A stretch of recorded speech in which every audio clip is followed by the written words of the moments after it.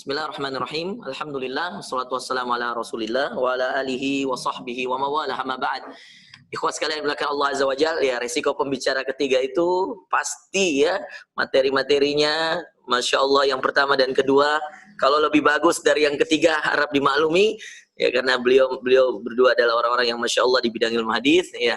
Adapun kami ini hanyalah orang-orang yang sekedar mengikuti arus yang Allah takdirkan kepada kami dan alhamdulillah dengan izin Allah Azza wa Jalla kita bisa menyelesaikan S1, S2 dan alhamdulillah kemarin mendapatkan beasiswa di kampus untuk S3 di jurusan ilmu hadis dan mudah-mudahan ya 2 tahun lagi paling lambat mudah-mudahan bisa menyelesaikan disertasi kami insyaallah. Dan termasuk tadi diantara pertanyaan yang ditanyakan tentang Syekh Albani, kebetulan itu disertasi saya yang sementara saya kerja adalah bagaimana Albani ya banyak mendoifkan atau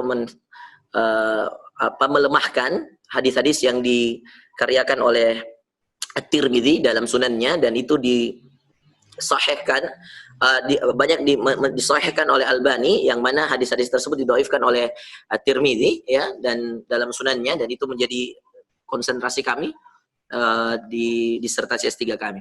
Terima kasih kepada Ustadz kita, Ustadz Maulana Al-Aida Hafizahullah Ta'ala yang Masya Allah ya kami mengambil banyak sekali ilmu dari pemaparan beliau pagi hari ini dan juga teman-teman sekalian yang dimuliakan Allah para asatid, para dosen yang Masya Allah saya lihat ada dari Sumatera Barat, ada dari Jawa, ada dari Makassar dan alumni-alumni luar negeri pun yang sangat banyak sekali. Ada dari Madinah, ada dari Qasim, ada dari Sudan yang alhamdulillah sampai hari ini mengikuti kajian seminar hadis nasional ini. Wahaikum bitahiyatil Islam, tahiyat ahlil jannah. Assalamualaikum warahmatullahi wabarakatuh. Nah, teman-teman yang dimuliakan Allah Azza wa Jalla, karena waktu yang sangat singkat yang kami punya, ya ini sudah setengah jam lagi waktu zuhur masuk di wilayah Indonesia Tengah, ya. Artinya saya punya waktu untuk menjelaskan sekitar 15 menit, lalu kemudian nanti kita lanjutkan dengan sesi tanya jawab selama 15 menit juga dan mudah-mudahan Allah memberikan taufik kepada kita semua. Tema yang akan saya bahas adalah cara mudah mempelajari ilmu hadis, yang mana sebenarnya muqaddimahnya atau pengantarnya itu sudah dijelaskan oleh Ustadz kita, Ustadz Yusron ya, dan Ustadz Maulana Al-Aida. Keduanya ini adalah hal-hal yang sangat urgent untuk kita ketahui sebagai dasar teman-teman sekalian.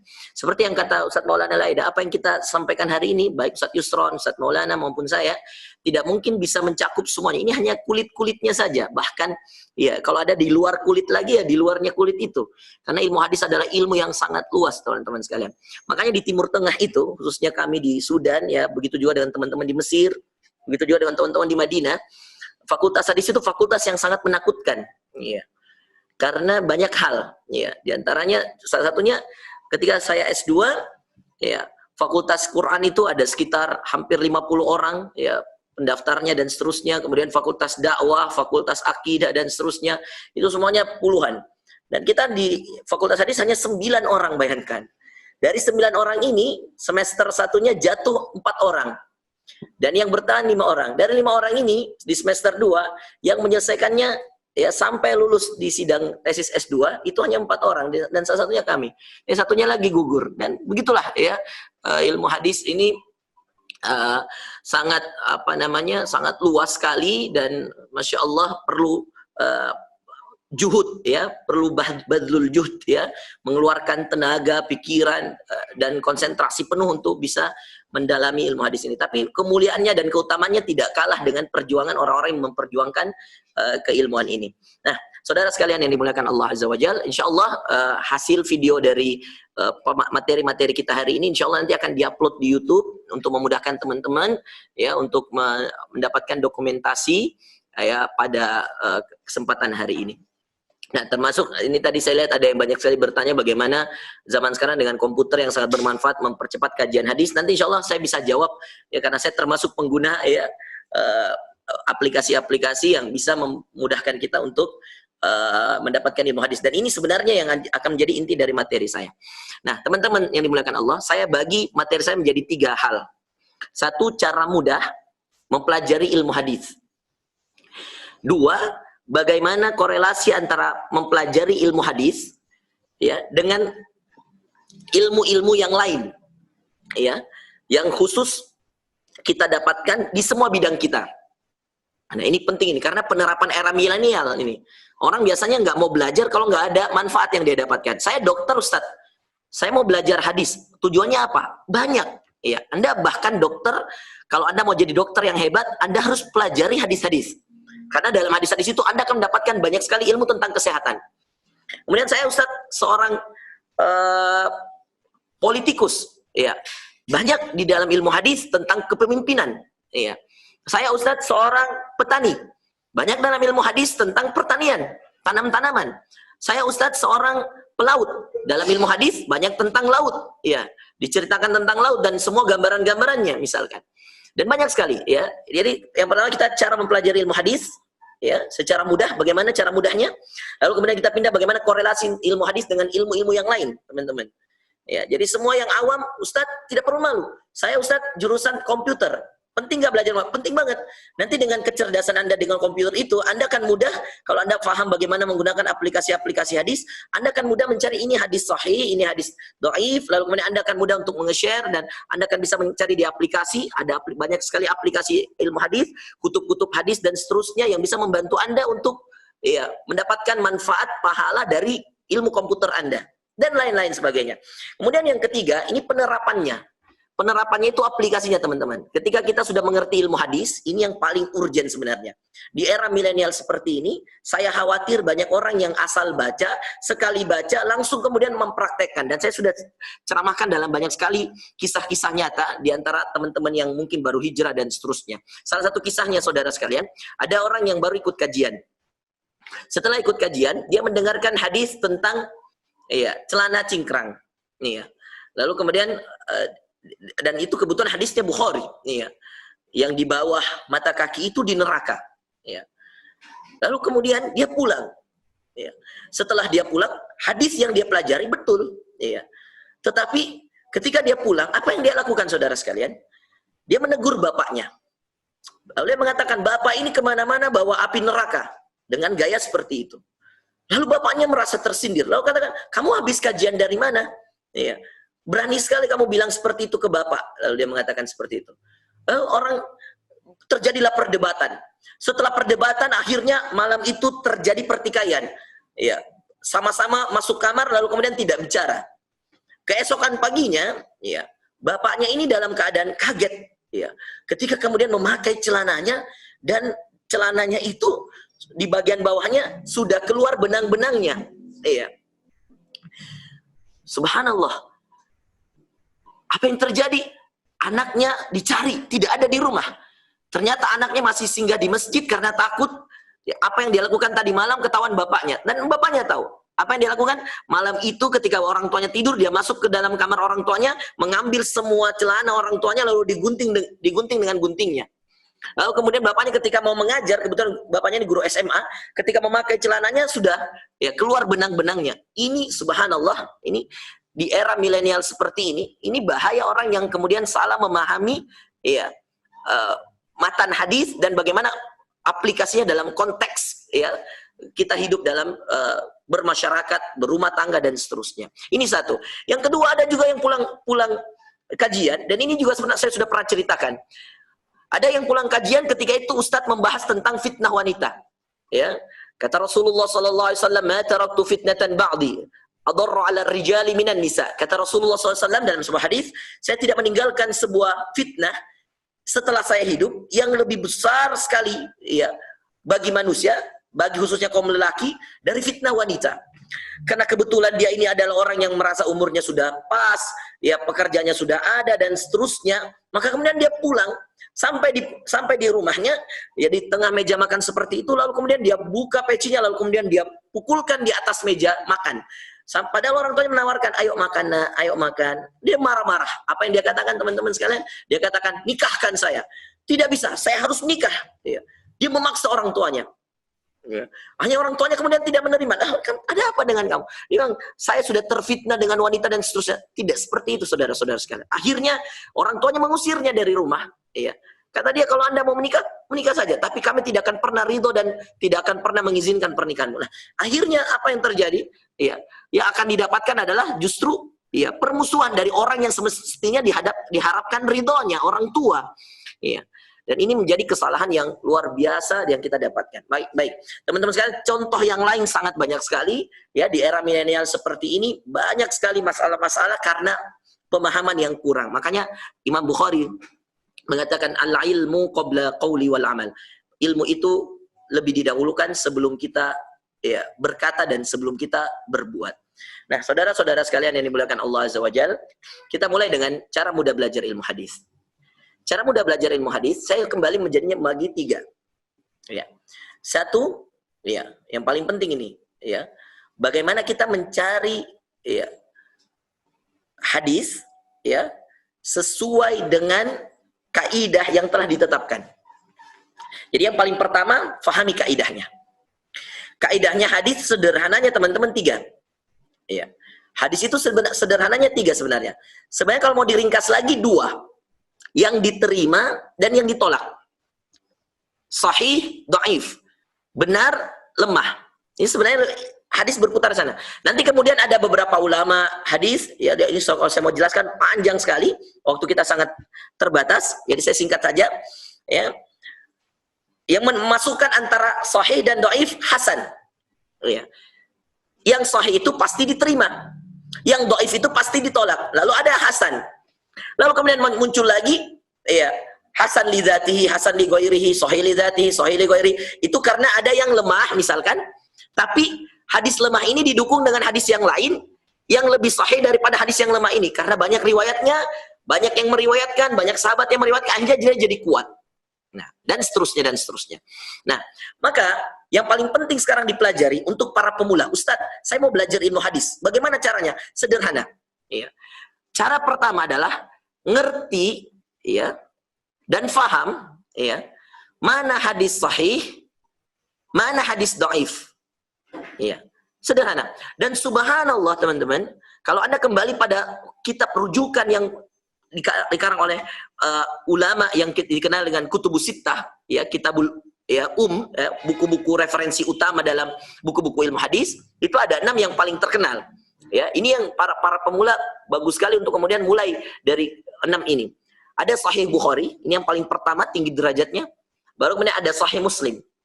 Jadi tidak boleh Sahih Muslim dulu, lalu Sahih Bukhari. Ya, Sahih Bukhari dulu baru Sahih Muslim. Dan ini dikarenakan ini atas kesepakatan para ulama dan karena memang syarat di Sahih Bukhari lebih ketat daripada syarat di Sahih Muslim. Lalu kemudian datang 4 sunan. Ya, meskipun banyak sekali kitab hadis yang lainnya, tetapi ini yang biasa dikenal dengan Kutubus Sittah, kutub yang 6. 4 sunan yang ada setelah Bukhari dan Muslim itu ada Abu Daud, Sunan Abu Daud, ada Sunan At-Tirmidzi, ada Sunan An-Nasa'i, ada Sunan Ibnu Majah. Kalau Anda ingin mempelajari kaidah, ya, di dalam 6 buku ini mudah sekali karena hampir, ya, kita boleh katakan Bukhari dan Muslim diterima. Coba, gampang kan? Ya, jadi kalau Anda baca semua hadis di Sahih Bukhari, pasti semua hadisnya sahih. Gampang kan? Nah, teman-teman luangkan waktu dulu baca Sahih Bukhari. Nggak bisa bahasa Arab, Ustaz. Sekarang ada terjemahnya. Baca hadis, ya, pertama dari hadis Sahih Bukhari, ya. Innamal a'malu binniyat, sesungguh amalan itu tergantung niatnya. Oh, ini pasti benar. Terus habis setelahnya kalau Anda selesaikan Bukhari saja, baca sehari satu hadis, nyaman teman-teman. Nah, tapi jangan dicukupkan dengan baca. Nah, ini ada konteks kedua. Setelah kaidah itu ada konteks kedua. Nah, setelah itu Anda Bukhari selesai, Muslim selesai, dan itu sahih semuanya. Anda terima. Nggak perlu lagi dicari, benar nggak ya hadisnya? Sampai Anda harus melihat mana rawinya, apakah ada yang kemudian dhaif di antara mereka, dan tidak perlu. Sahih Bukhari, Muslim, Anda sudah dimudahkan oleh para ulama. Iya. Nah, zaman sekarang ini di era milenial seperti ini, saudara sekalian, Anda bisa download Sahih Bukhari di handphone. Iya. Mudah sekali. Satu hari satu hadis di Sahih Bukhari. Dan itu hadisnya sahih. Nah, kalau Anda mau kemudian lebih ringan lagi, gabungan antara hadis yang ada di Bukhari, yang sahih, dan hadis yang ada di Muslim, ada dalam kitab, ya, dalam banyak sekali kitab, salah satunya Al-Lu'lu' wal Marjan. Gabungan kitab Sahih Bukhari dan Muslim. Ya, Anda bisa dapatkan di sana hadis-hadis sahih yang ada di Bukhari dan hadis sahih yang ada di Muslim. Anda bisa baca lagi. Nah, adapun di 4 sunan, mayoritas 4 sunan ini, kalau Anda baca Sunan Abu Daud, Sunan Tirmidzi, Sunan Nasai, Sunan Ibnu Majah, Anda sudah bisa mendapatkan keterangan apakah hadisnya sahih, ataukah hadisnya hasan, ataukah hadisnya dhaif. Ya, khususnya dalam beberapa buku itu sudah dicetakan terbaru, sudah dilengkapi. Hadisun sahih, oh hadisnya sahih. Hadisun dhaif, oh hadisnya dhaif. Sahih dipakai, dhaif jangan dulu, jangan langsung dipakai. Hadisun hasan. Kalau hadisnya dhaif dan hasan, cek. Kalau hadisnya sahih, pakai, tidak perlu bertanya. Jadi kaidah. Yang kedua, cara mudah mempelajari ilmu hadis selain kaidah, mengerti paling tidak ya mana sahabat, mana rawi ya, yang kemudian di mana pendahuluan, di mana akhir. Paling tidak mengerti nama-nama orangnya sedikit saja, tidak apa-apa, tidak harus semua teman-teman. Iya. Anda jangan mengira kami ini menghafalkan semua nama sahabat, kami menghafalkan semua nama rawi, tidak. Paling tidak Anda mengerti siapa-siapa saja perawinya. Oh, misal Abu Hurairah, oh sahabat. Ya, kalau misalkan riwayat-riwayat perawinya ini Bukhari, oh Anda bisa membedakan mana dari awal. Oh, ini mendengarkan ke sini. Oh, ini mendengarkan ke sini. Oh, ini mendengarkan ke sini. Nah, ada kaidah akhbarana, ada kaidah sami'na, ya, akhbarana kami diberitahukan, sami'na kami mendengarkan langsung. Oh, berarti kalau dia bilang sami'na, dia mendengar langsung dari orang ini. Oh, dari orang ini. Oh, kalau ada an, lain lagi. Oh, itu dari itu bisa multitafsir dan seterusnya. Ini kaidah orang ke orang. Kalau Anda tidak bisa hafal nama, teman-teman, paling tidak Anda hafal 2 ujung aja, ya, yang dari sahabat dan yang dari rawinya. Ini memudahkan kita. Iya. Di tengah-tengahnya itu perlu dicari. Saya pun kalau Anda tanya, Ustadz Maulana Eda pun, Ustadz Isron pun, kalau Anda tanya semua nama sahabat dan seterusnya, semua nama rawi ya, dari tabi'in dan seterusnya, kami pun harus mengecek kembali kadang-kadang. Iya. Mungkin ada yang 1-2 yang familiar karena sering diulang nama-namanya, ya sering kita dapatkan. Dan subhanallah ya, teman-teman, sebagaimana di zaman Rasul itu sahabat-sahabat ada yang menuliskan wahyu-wahyu yang terkenal, begitu juga dengan ilmu hadis. Ya. Mayoritas hadis itu berputar pada 6 sahabat. Dan mereka diriwayatkan, dikatakanlah menjadi aksarus sahabi al-musannifina li riwayatil hadis. Ya, atau aksarus sahabi li riwayatil ahadis. 6 sahabat yang paling banyak meriwayatkan hadis. Saya sebutkan ya, mulai dari yang pertama. Catat ini ya. 1 yang paling pertama banyak meriwayatkan hadis namanya Abu Hurairah. Nama aslinya Abdurrahman bin Sakhr ad-Dausi. Ini saya baca cepat teman-teman karena waktu saya sangat singkat sekali. 2 namanya Abdullah bin Umar, anaknya Umar bin Khattab. Abdullah bin Umar ibn al-Khattab, ya. Ini yang kedua. Yang ketiga Anas bin Malik. Ya. Yang keempat ada Aisyah radhiyallahu anha, satu-satunya wanita yang paling banyak meriwayatkan hadis. Ya. Ada 2.300 sekian hadis atau 2.510 hadis kalau saya tidak salah, 2.510 hadis. Abu Hurairah itu yang paling terbanyak meriwayatkan 5.374 hadis. Kemudian ada yang kelima namanya Abdullah bin Abbas. Ya. Dan yang keenam namanya Jabir bin Abdullah. Kalau Anda melihat ya di Bukhari, di Muslim dan sudah, kalau Anda hafal 6 sahabat ini, pasti ketemu namanya di setiap buku. Bukhari ada, di Muslim ada, di Abu Daud ada, di Tirmidzi, At-Tirmidzi, An-Nasai ada, pasti ada Abu Hurairah, pasti ada Abdullah bin Umar, pasti ada Aisyah, pasti ada Anas bin Malik, ada Aisyah, ada Abdullah bin Abbas, dan ada Jabir bin Abdullah. Hampir semua mereka ada di buku. Kalau Anda sudah hafalkan 6 ini saja, itu sudah lumayan. Nah, nanti nambah dikit-dikit gitu. Ya. Oke, baik teman-teman yang dimuliakan Allah. Waktu terbatas. Jadi satu kaidah. Yang kedua tentang orang. Paling tidak tahu jalan-jalannya, tahu cara mereka meriwayatkan. Oh, ada yang mendengarkan, ada yang diberitahukan, ada yang dia mendapatkan dari berbagai sumber dan seterusnya. Yang ketiga, cara mudah mempelajari ilmu hadis tentu dengan ikhtisarat. Dan ini yang paling fenomenal hari ini. Dengan membaca buku-buku yang telah diringkas. Iya. Maka ya banyak sekali buku ringkasan. Iya. Yang kemudian untuk pemula dan seterusnya. Itu pilihan buku-buku ringkasan, buku-buku pilihan, itu banyak sekali sekarang teman-teman. Ya, itu salah satu buku yang kemudian menggabungkan antara Bukhari dan Muslim itu ya salah satu meringkas supaya kemudian tidak terlalu banyak dan seterusnya digabungkanlah Bukhari dan Muslim dan seterusnya. Ada buku-buku ringkasan. Dan buku-buku ringkasan ini diantaranya buku-buku yang kemudian dipilih hadis-hadis pilihan dari para ulama. Dan yang paling terkenal untuk para pemula biasanya di pesantren-pesantren ya, itu dipakai buku Matan Arba'in An-Nawawiyah. Mulailah dari sana. Ada bukunya Ibnu Rajab Al-Hambali, Jami'ul Ulum wal Hikam. Ya, silakan mulai dari hadis-hadis, baca hadisnya teman-teman ya. Kalau Anda tidak punya waktu untuk menelaah semua, Anda adalah orang tidak bisa bahasa Arab, baca hadisnya, baca artinya, baca hadisnya, baca artinya, baca hadisnya, baca artinya. Ya, jadi buku-buku ringkasan atau buku-buku untuk pemula. Oke, itu cara mempelajari ilmu hadis. Baik, sekarang lihat korelasi ilmu hadis. Ya, ini saya harus berburu dengan waktu. Iya, ini resiko pembicara ketiga ini. Yang kedua, korelasi ilmu hadis ini juga tidak kalah pentingnya. Dan yang paling penting nanti yang bagian ketiga nih, penerapannya. Ya, nanti kita akan belajar bagaimana cara menerapkan hadis yang kita pelajari.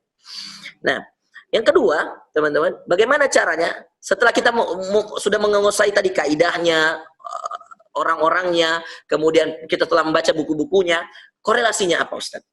Sekarang, teman-teman, setiap kita bertanya dalam diri kita, saya ini apa tugas saya? Pekerjaan saya apa? Hari-hari saya bertemu dengan siapa? Kalau Anda bisa mencari semua hadis ya yang berkaitan dengan pekerjaanmu, maka insya Allah ya itu sangat-sangat bermanfaat untuk kehidupanmu. Jadi saya kasihkan contoh ya, korelasi saya misalkan saya profesi saya ustadz. Oh, saya dosen hadis. Oh, selain saya ustadz, saya juga manusia biasa. Maka satu sebagai manusia saya hidup 24 jam.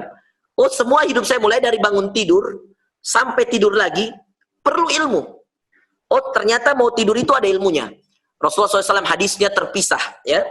Ya, hadis terpisah ketika Rasulullah SAW bertemu dengan Abu Hurairah, lalu kemudian Abu Hurairah didatangi pencuri ketika dia menjaga harta zakat, lalu kemudian ternyata pencuri itu kata Rasulullah adalah syaitan yang kemudian akhirnya dilepaskan oleh Abu Hurairah setelah 3 kali datang, dan dia akhirnya menawarkan untuk bacalah ayat kursi sebelum tidur maka engkau tidak akan diganggu oleh siapapun. Hadisnya panjang teman-teman, saya singkat dengan cerita itu. Lalu kita dengan itu kita tahu bahwa oh ternyata sebelum tidur itu baca ayat kursi supaya kemudian kita tidak diganggu. Dalam hadis terpisah Rasulullah SAW mengatakan, diajarkan kita bismikallahumma amutu wa ahya. Ya. Ada dalam riwayat bismikallahumma ahya wa amut. Ada. Lalu kemudian saudara sekalian kita diajar doa itu. Oh, mau tidur ada doanya. Oh, ternyata Rasulullah SAW sebelum tidur menghentak-hentakkan tempat tidurnya. Kalau kita istilahnya sekarang kita bersihkan ya, dipukul-pukul atau itu ada sunnah. Oh, ternyata ada lagi sunnahnya. Ini baru tidur loh. Saya baru bahas tidur ini sudah panjang sekali. Coba Anda bayangkan. Jadi coba lihat korelasi dengan kita dengan diri kita dan dengan pekerjaan kita itu pasti ada. Makanya ilmu hadis itu ilmu yang tidak akan pernah terbebaskan, tidak akan pernah terlepaskan dari manusia siapapun. Semua manusia pasti butuh ilmu hadis. Di mana Anda tahu doa bangun tidur? Di mana Anda tahu doa mau tidur? Di mana Anda tahu doa anak saya kalau masuk WC itu alamin pasti berhenti depan pintu lalu baca Allahumma inni a'udzubika minal khubuthi wal khaba'is, baru dia kemudian kaki kiri. Dari mana dia tahu? Iya, dari hadis. Kita dari mana? Anak saya kalau mau makan bismillah, tangan kanan, iya, baru makan. Iya. Terus karena dia sering nonton film Nusa, lalu kemudian di situ ada hadis yang kemudian dibuat lagu versi anak-anak, ya, makan jangan asal makan, kemudian apa dan seterusnya, kemudian makanlah dengan tangan kanan, bacalah bismillah. Itu dari mana? Hadis. Maka siapapun Anda butuh hadis. Anda butuh ilmu hadis. Paling tidak Anda sebagai manusia biasa, dari bangun tidur sampai tidur lagi Anda butuh itu. Ini belum tentang pekerjaan. Jadi saudara sekalian bayangkan, dari bangun tidur sampai tidur lagi kita butuh hadis. Keluar rumah, kata Rasulullah SAW, siapa yang membaca dalam hadis dikatakan man qara bismillah tawakkaltu 'ala Allah la haula wala quwwata illa billah, ya, siapa yang membaca bismillah tawakkaltu 'ala Allah la haula wala quwwata illa billah faqad kufita, qila dikatakan kepada dia faqad kufita wa qad uqita, ya, engkau telah dicukupkan rezekimu, engkau telah dijaga sampai kembali nanti ke rumahmu, ya. Dan teman-teman sekalian yang dimuliakan Allah Azza wa Jalla, itu di mana ditahu? Hadis. Masuk pasar, Rasulullah SAW membaca la ilaha illallah wahdahu la syarika lahul mulku wa lahul hamdu wa ala kulli syai'in qadir. Salah satu doa yang dianjurkan. Dari mana kita tahu? Rasulullah, hadis. Mau menikah sampai hubungan suami istri. Rasulullah SAW ya mengatakan, siapa yang membaca Allah majannibni syaitan wa jannibi syaitan ma razaqtana, maka ketika kemudian hubungan suami istri itu akan mendapatkan pahala, lalu kemudian ketika ada anak yang nanti jadi dari hubungan suami istri itu, maka itu akan dijaga oleh Allah dari godaan-godaan dan gangguan-gangguan syaitan. Itu dari mana dapat? Hadis. Anda dokter, memangnya Anda nggak berhubungan suami istri? Anda dokter, memangnya Anda nggak makan? Anda dokter, memangnya Anda nggak keluar rumah? Anda polisi, Anda juga keluar rumah. Maka tidak ada ilmu yang tidak membutuhkan ilmu hadis, teman-teman. Maka kalau kita singkat, kembali pada pernyataan Ustaz Yusron, semua kita wajib belajar ilmu hadis, sebagaimana semua kita wajib mempelajari Al-Quran. Dan itu sama. Ini kalau saya mau ngomong lagi ini masih panjang. Waduh, ini waktu. Iya, panjang sekali ini. Oke, sudah itu korelasi ke dalam pekerjaan. Dokter, coba cari buku-buku hadis yang berkaitan dengan ilmu kesehatan. Banyak sekali. Banyak sekali. Ya, saya salah satunya sekarang lagi menulis kumpulan 30 hadis sahih yang berkaitan dengan kesehatan. Lalu kemudian saya juga di situ saya juga lengkapi dengan dan 30 doa-doa sahih Rasulullah SAW menghadapi penyakit dan wabah. Ya, saya lagi mengumpulkan itu. Terus ada juga buku yang saya sedang susun juga tentang untukmu para saudaraku, untukmu saudaraku pejuang medis, ya, kemudian agar perjuanganmu mendapatkan keridhaan, agar perjuanganmu diridhoi oleh Allah. Itu sedang kami susun juga, dan mohon doa dari teman-teman sekalian ini di bidang ilmu hadis. Nah, kemudian setelah Anda punya korelasi antara hidup Anda, keluarga Anda, dan pekerjaan Anda, carilah itu. Maka Anda akan nyaman, karena Anda butuh, kan? Butuh. Jadi orang kalau butuh itu, kalau Anda sudah merasa butuh dengan satu ilmu, pasti Anda berusaha. Anda kenapa belajar kedokteran? Karena Anda butuh, kan? Setelah itu Anda punya pekerjaan, lalu ada penghasilan. Seperti itu juga Anda harusnya butuh dengan ilmu hadis, gitu. Jadi semua kita butuh ilmu hadis. Apapun pekerjaan kita, apapun profesi kita. Oke, next ini soalnya ada tanya jawab nanti. Kita pindah ke penerapan di era milenial. Nah, teman-teman, di zaman milenial ini, ya, mencari ilmu itu mudah. Tapi mengamalkannya, ya, itu sulit. Ya, karena kita terbentur dengan banyaknya budaya dan adat. Ya, kalau dulu di zaman Rasulullah SAW budaya banyak, adat banyak, tapi ada Rasulullah. Ya, ada sahabat yang dijadikan pemimpin. Sekarang di zaman yang seperti ini, ya, di era demokrasi, di era yang pengaruh Barat begitu banyak, itu hati-hati betul.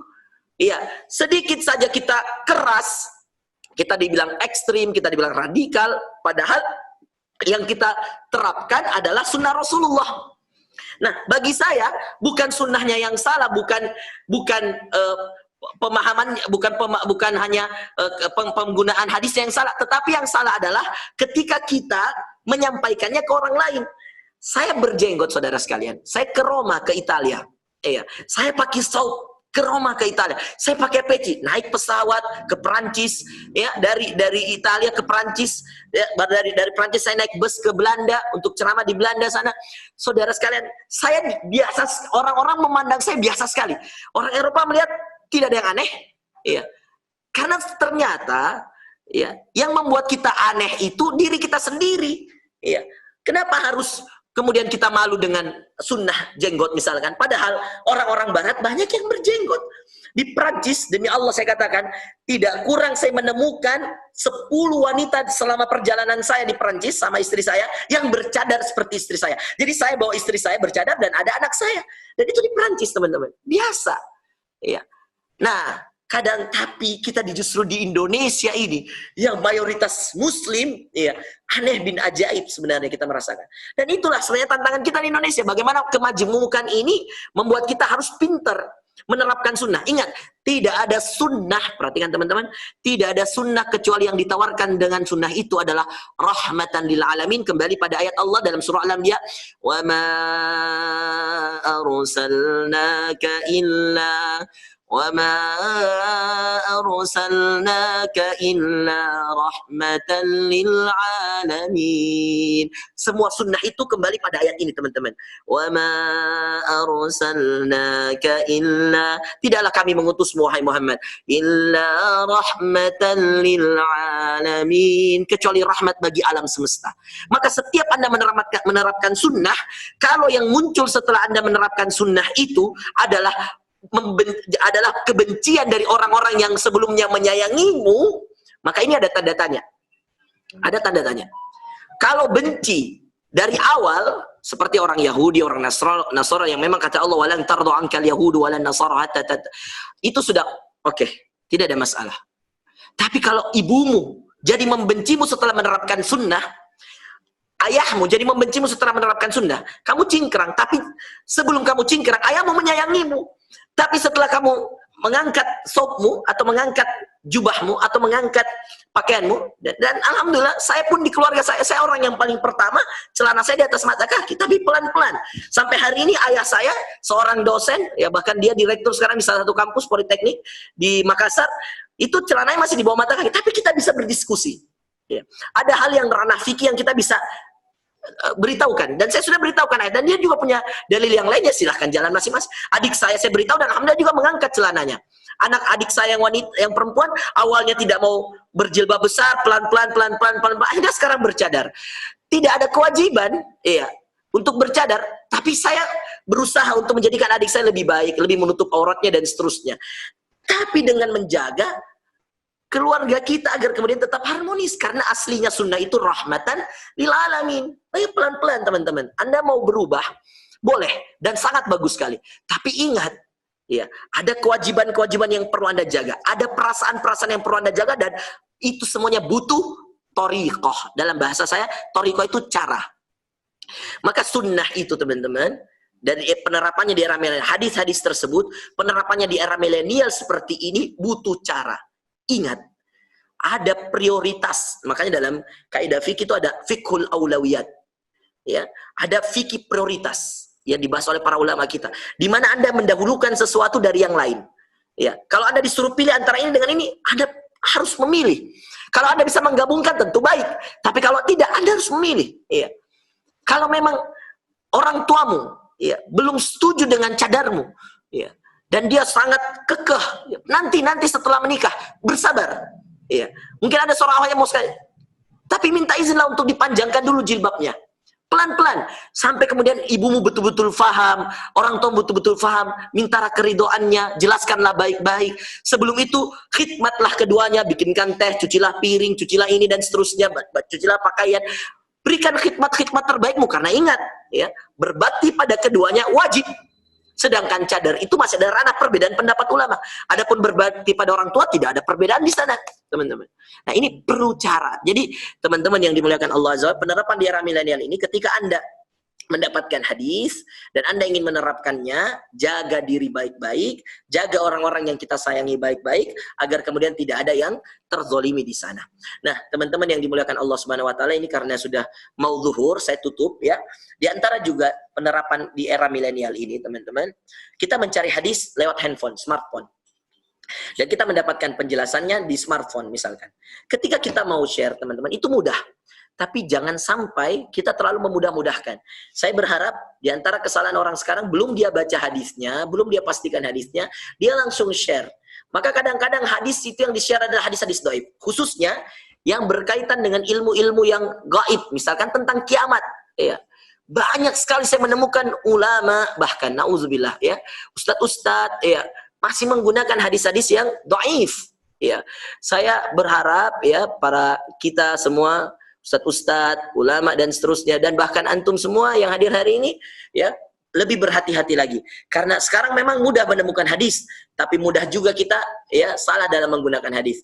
Kalau kita buka ke buku, memang lebih berat perjuangannya. Seperti tadi kata Ustadz Maulana, ya, kalau kita buka bukunya Ibnu Hajar, memang lebih besar, lebih luas, lebih capek, tapi memang kita lebih yakin. Ya, kalau ada yang diringkas oleh Syekh Albani mungkin lebih ringan, lebih ringkas, alhamdulillah lebih mudah, tapi mungkin juga pengaruhnya akan berbeda ketika kemudian kita buka yang lebih luas dan seterusnya. Ya, pasti butuh, ya, perjuangan. Al jaza'u min jinsil amal, ya. Bagaimana perjuangan itu balasannya sesuai dengan perjuangannya. Begitu juga dengan keilmuan. Semakin berat Anda mendapatkan ilmu, ya, semakin berkah ilmu itu dan semakin matang keilmuan itu dibandingkan Anda lebih mudah mendapatkan ilmu. Maka kalau Anda mudah hari ini, kita mudah hari mendapatkan ilmu hadis, kita juga perlu kehati-hatian dalam menerapkan ilmu hadis. Nah, saudara sekalian melakukan Allah, itu yang bisa saya sampaikan pada kesempatan hari ini. Jadi ya, dari tadi ada cara, kaidah, ya, ada kaidah-kaidah, ya, materi tentang ilmu hadis, ada cara, lalu kemudian bagaimana menerapkannya khususnya dalam kehidupan sehari-hari. Ingat tadi rumusnya, wa ma arsalnaka illa rahmatan lil alamin. Bukan berarti Anda tidak bisa memaksakan, bisa, tetapi ingat dengan cara-cara yang baik. Ya, promosi yang baik, sosialisasi yang baik, ya, sampaikan dengan baik, akhlakmu dengan baik, dan ketika Anda sudah bercadar, ketika Anda sudah celananya di atas mata kaki, ketika sudah berjenggot, ya, buktikan akhlakmu lebih baik dari sebelumnya. Buktikan bahwa kamu adalah orang yang lebih soleh dari sebelumnya, dan itu insya Allah bisa menjadikan kita mendekatkan orang-orang di sekitar kita kepada sunnah. Akhirnya orang akan melihat, oh, kalau orang berjenggot itu jujur, oh, kok Masya Allah kalau orang bercadar itu, ya, lemah lembut. Oh, Masya Allah kalau orang yang celananya di atas mata kaki itu orang-orangnya sholatnya Masya Allah. Kita mau bikin image itu di Indonesia, teman-teman. Ayo kita sebarkan hadis ini, ayo kita sebarkan sunnah ini, sama-sama kita pelajari hadisnya, sama-sama kita baca hadisnya, sama-sama kita terapkan, dan mari kita sebarkan rahmat seluas-luasnya. Sehingga orang masuk dalam Islam itu karena keterpanggilan rasa sayangnya. Wih, Masya Allah, orang kalau berjenggot itu jujur-jujur. Orang kalau kemudian celananya di atas mata kaki itu sholatnya Masya Allah. Anaknya hafal-hafal Quran, dan seterusnya. Nah, itu yang kita ingin sebarkan dalam image. Panjang sekali sebenarnya materi saya hari ini, cuman waktu yang sangat terbatas, ya, maka saya akhiri dan kita lanjutkan ke tanya jawab. Ini ada beberapa yang bertanya, ada yang sebelumnya sudah mengirimkan ke saya pertanyaannya. Baik Ustadz, ini tadi dari Nur Ainun. Ustadz, bagaimanakah cara menghafalkan hadis-hadis yang begitu panjang beserta dengan sanadnya? Apakah ini, nah, cara menghafalkan hadis-hadis yang begitu panjang tentu disingkat-singkat, diringkas-ringkas dulu, lalu kemudian dihafal. Kalau Anda tidak bisa hafal sanadnya, matanya dulu. Kalau saya disuruh pilih, Ustadz, mana yang lebih dulu dihafal? Isi hadisnya atau nama-nama sanadnya? Saya katakan, hafalkan isi hadisnya dulu. Itu tadi saya katakan, mulailah satu saja sahabat, yang paling ujung saja misalkan. An Abi Hurairah radhiyallahu an, dari Abu Hurairah radhiyallahu, dia berkata misalkan, an Ummil Mukminin, dari Ummul Mukminin Aisyah radhiyallahu anha, dia bersabda, dia mengatakan, qala Rasulullah sallallahu alaihi wasallam, man ahdatsa fi amrina hadza ma laysa minhu fawaradun, misalkan. An Abi Hafsah Amirul Mukminin Umar bin Al-Khattab radhiyallahu an, innamal a'malu binniyat, qala Rasulullah sallallahu alaihi wasallam, innamal a'malu binniyati wa innamal likulli imrin ma nawa, faman kanat, dan seterusnya. Matan yang paling penting. Kalau bisa hafal yang pendek-pendek dulu, jangan usah panjang-panjang dulu, karena kalau ada yang pendek dulu. Dan banyak hadis yang sangat pendek. La doror wala diror. Iya, hadis pendek sekali kan? Tabassumuka fi wajhi akhika sadaqah. Hadis pendek sekali kan? Iya. Dan itu bisa mudah dihafalkan. Apakah ini berfaktor kepada tingkat kecerdasan dan kecepatan menghafal, atau sifatnya seperti hafalan Quran yang cepat pergi dari kita karena faktor itu juga faktor maksiat. Siapa yang banyak maksiatnya pasti susah menghafalkan hadis. Karena ilmu itu seperti cahaya, teman-teman. Dan cahaya itu tidak akan pernah datang kepada orang-orang yang melakukan maksiat kepada Allah. Dan sebagai pemula hadis, apakah yang kita mulai saat ini menghafal hadis secara intensif walaupun tidak kuliah di jurusan hadis, atau taksus saja karena hafalan hadis dan hafalan Quran berbeda? Maksudnya hafalan Quran ada batasnya 30 juz, sedangkan hadis batasannya saya belum paham yang mana, Ustaz. Harus dihafal. Hafalkan dari yang pendek-pendek. Itu tadi yang diringkas-ringkas yang saya sudah jelaskan tadi. Mulailah dari buku-buku yang ringkasan kayak Arba'in Nawawiyah, 40 hadis ya, yang kemudian dikumpulkan oleh Imam An-Nawawi. Hafalkan dulu itu yang pendek-pendek. Setelah itu lalu kemudian pindah ke yang lebih tinggi dan lebih tinggi, dan seterusnya. Pelan-pelan aja, dan tidak perlu terlalu memaksakan diri, ya. Kemudian tadi ditanya bahwa bagaimana kalau kita mau sambil hafal Quran? Berjalan dua-duanya bisa, ya. Dan itu banyak sekali di antara para ulama yang sudah hafal Quran dan hafal juga hadis, ya. Kemudian pertanyaan yang lain coba digeser di sana. Apa tadi yang agak di atas, yaitu yang ini Mu'athir Nur. Ustaz, bagaimana penerapan sunnah dengan kondisi yang tiba-tiba berubah? Misal seperti dengan wabah Covid sekarang, Ustaz, dari sholat berjamaah ke sholat di rumah. Kadang kita harus berbenturan dengan kerabat sendiri. Pelan-pelan. Kalau dia sudah yakin bahwa dirinya aman, silahkan dia berjalan. Karena apalagi sudah ada surat dari pemerintah dan sudah ada arahan dari ulama, sudah dibolehkan. Jadi kita tidak perlu berbenturan. Segala sesuatu, teman-teman, perhatikan, sunnah itu segala sesuatu yang kita percaya dan kita yakini untuk diri kita, tidak bisa kita paksakan untuk orang lain. Karena pemahaman kita berbeda. Saya kalau memaksakan semua ilmu saya di hadapan masyarakat yang ada di Makassar, lari orang semua. Padahal Rasulullah mengatakan, basyiru wala tunafiru, sampaikan kabar gembira dan jangan membuat orang takut. Kalau saya pulang dari Sudan setelah 8 tahun di sana lalu kemudian harus memaksa orang semua mengikuti saya, orang pada lari. Tapi kita ajak pelan-pelan, yang disepakati dulu deh. Yuk sholat 5 waktu di masjid, yuk kita ngaji sehari itu ada sedekah, yuk ajak orang yang baik-baik yang membuat mereka senang dengan agama ini. Nanti gara-gara sudah sholat 5 waktu tepat waktu, dia akan mudah sedekah, dia akan mudah mengaji. Lama-lama dia berpikir, loh penampilannya Ustadz kok bagus ya kalau pakai jenggot. Tanyalah dia, Ustadz kenapa sih pakai jenggot? Kita kasih tahu lah ilmunya. Ternyata kalau jenggot itu kata Rasulullah, ya pendekkan kumismu, panjangkan jenggotmu. Selain dia sunnah, dia juga adalah sesuatu yang membedakan kita dari orang Yahudi, yang dimana orang Yahudi itu memanjangkan kumisnya, memendekkan. Orang-orang non-muslim khususnya juga orang Yahudi diantaranya, mereka memendekkan jenggotnya dan memanjangkan kumisnya dan seterusnya, dan itu bagian dari menyelisihi mereka. Dan itu akhirnya mereka jadi cinta sunnah. Dengan cara itulah kita mengutus dan memberikan kepada mereka rahmatan lil alamin. Nah khususnya di wabah COVID seperti pelan-pelan aja. Saya sampai sekarang demi Allah saya katakan, saya belum sholat di masjid. Karena di Makassar tempat saya tinggal itu COVID naik terus. Nah, saudara-saudara yang tetangga-tetangga itu pada sholat di masjid di kompleks, tidak apa-apa, silakan aja. Tapi dia tidak bisa maksa saya karena ada hadis yang saya pegang, la dharar wala dirar. Tidak boleh membahayakan diri dan tidak boleh dibahayakan. Apalagi saya ada anak kecil di rumah, saya jaga baik-baik dan kemudian saya sholat, kemudian saya pulang ke rumah dan saya menetap di rumah. Baik, terus yang terakhir ya, 2 lagi teman-teman, ini 4 menit lagi masuk waktu zuhur di kota Makassar. Kita selesaikan. Jika ada 2 hadis yang sama-sama sahih, namun isinya kontradiktif, seperti hadis tentang kunut. Saya pernah dengar ada hadis sahih, mengenai Rasulullah SAW pernah melakukan kunut, kitab Imam Al-Baihaqi. Dan ada juga hadis sahih yang berbunyi bahwa kunut itu hal yang muhdas. Ya, bagaimana kita menjaga? Perhatikan teman-teman. Semua yang ada ranah perbedaan, ya, hadisnya di Baihaqi. Itu disahihkan oleh ulama dan dihasankan oleh yang lain. Bahkan ada yang mendoifkannya, ya. Dan kemudian ranahnya pindah ke ranah fikih. Kenapa ranahnya pindah ke ranah fikih? Karena ternyata Rasulullah tidak melakukannya secara terus-menerus dan kontinu. Ya. Kadang dilakukan, kadang tidak. Dalam hadis kunut itu kan ada hadis yang menjelaskan tentang mazhab Syafi'i, kunut itu bagian dari hal yang harus dilakukan di waktu subuh hari. Begitu juga dengan mazhabnya Imam Malik bin Anas, ya. Di mana ya ini sudah masuk waktu. Ya, saya matikan dulu alarm azannya. Ya. Oke, kita 5 menit ya, insyaallah setelah ini 1 pertanyaan kita selesaikan ya. Kita sudah masuk waktu zuhur. Nah, teman-teman, jadi ada perbedaan pendapat ulama. Imam Syafi'i itu muridnya Imam Malik dan mereka berbeda dalam kunutnya. Kami di Sudan itu mazhab Maliki. Kunutnya sebelum ruku dan diam. Ya. Diam, tidak bersuara apa-apa di dalam hati. Doa yang dibacanya pun beda dengan doa yang dibaca oleh Imam Syafi'i. Itu yang kedua. Yang ketiga, perbedaannya Imam Malik tidak mengeraskan suaranya. Imam Syafi'i ya dan pengikutnya mengeraskan suaranya. Allahumma hdina fi man hadait wa afina fi man afait dan seterusnya. Ya. Lalu kemudian dalam Imam Syafi'i itu dijadikan sunnah yang kayak hampir muakkad, iya. Dalam Imam Malik tidak. Ya, jadi kalau tidak baca tidak apa-apa. Ya.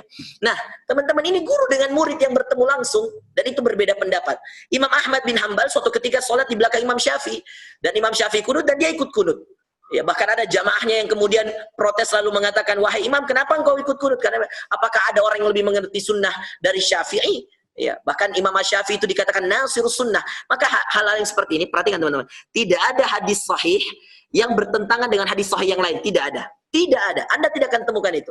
Yang ada teman-teman, dia saling mendukung atau ya sebab-sebab turunnya berbeda sehingga kemudian terjadi perbedaan pendapat di antara para ulama. Ya.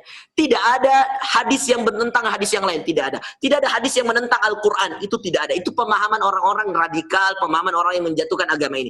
Tidak ada. Semua hadis itu pasti baik dan tidak ada yang bertentangan satu sama lain. Ya. Apalagi tadi pertanyaannya? Sudah itu saja. Oke, apa tadi yang ada yang tanya tadi? Sudah ya, sudah itu sudah terjawab ya. Berbunyi bahwa kunut muhdas ya.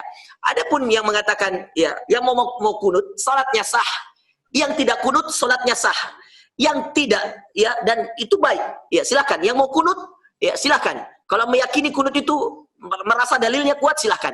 Yang merasa bahwa kunut subuh itu tidak wajib juga sah. Karena mungkin dia punya dalil. Iya. Saya kalau sholat di Jawa Timur, biasanya sholat-sholatnya di masjid-masjid saudara-saudara kita Nahdlatul Ulama, saya tidak kunut. Kalau saya imam, saya kunut. Kalau saya imam, saya tidak kunut. Tapi ketika saya jadi makmum, mereka kunut, saya ikut kunut. Dan tidak perlu ulang sholat, teman-teman. Karena ada fikih di sana. Ya, ranah fikih yang bermain di sana. Dan itu lagi-lagi kembali kepada penerapan di era milenial. Ini masalah kunut udah jauh sekali sudah selesai permasalahan ini. Tidak perlu mengulang sholat ya. Silahkan. Ya. Sedua-duanya boleh. Yang kunut boleh, yang tidak kunut boleh, yang tidak boleh, yang tidak sholat subuh. Oke. Oke, next. Terakhir. Ini kita pilih satu ya. Mohon maaf teman-teman. Waktu sudah sangat terbatas. Apa itu? Dari orang yang sama? Beda ya? Sama ya? Coba cari yang lain. Coba yang cari yang lain. Tidak ada? Sudah tidak ada? Masih ada? Gimana? Oke, Sukriyadi. Gimana cara mencari hadis sesuai dengan profesi kita, Ustaz? Gampang sekali, iya. Internet sekarang membantu kita, iya. Apa profesinya? Butuhnya hadis tentang apa? Cari di internet, tulis kata kuncinya, akan keluar insya Allah. Nanti tapi dicek dulu, hadisnya riwayat siapa, Ustadz saya seorang birokrat, Ustadz saya seorang ilmuwan, Ustadz saya, ada semua teman-teman. Ada semua, keilmuan insya Allah ada semua hadis-hadis. Paling tidak kalau tidak ada berkaitan dengan profesimu secara langsung, yang mendekati profesimu ada. Percaya sama saya, ada semua. Apa aplikasi komputer atau aplikasi Android yang recommended Ustaz? Waduh banyak sekali. Ya, itu kalau kita sebutkan satu saya juga nggak hafal ya. Nggak hafal nama-nama, kalau nama-nama buku ya mungkin kita hafal, tapi mulailah dari buku-buku sahih tadi kayak downloadlah Sahih Bukhari dengan terjemahannya, downloadlah Sahih Muslim dan terjemahannya, downloadlah Arba'in Nawawiyah dan terjemahannya dan seterusnya. Saya kira ini teman-teman yang bisa saya sampaikan pada kesempatan hari ini nih.